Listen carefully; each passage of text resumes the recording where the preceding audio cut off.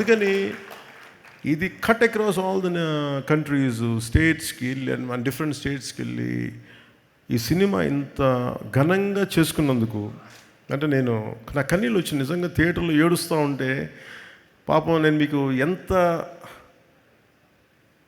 మీ ఆకలిని తీర్చలేకపోయిన బాధ ఉండేది నాకు ఎప్పుడు.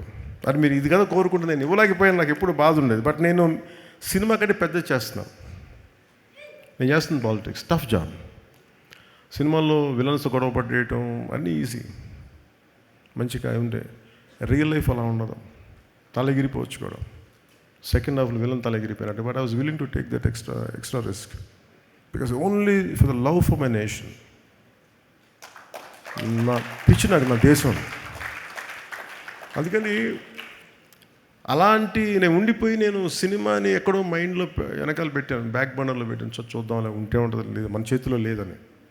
అలాంటి సినిమాని మళ్ళీ పాలిటిక్స్ని ఇలా కొడితే మేము ఇలా కొడతాం అని చెప్పి నాకు చూపించారు వీళ్ళిద్దరు, తమన్ కానీ. సో అందుకని దాని అభిమానులు ఇంత రిసీవ్ చేసుకున్నందుకు మీ ప్రేమ అంతా నాకంటే కూడా వాళ్ళిద్దరికి చూపించండి, ఎంటైర్ టీంకి చూపించండి, అభిమానులందరినీ అదే కోరుకుంటున్నాను.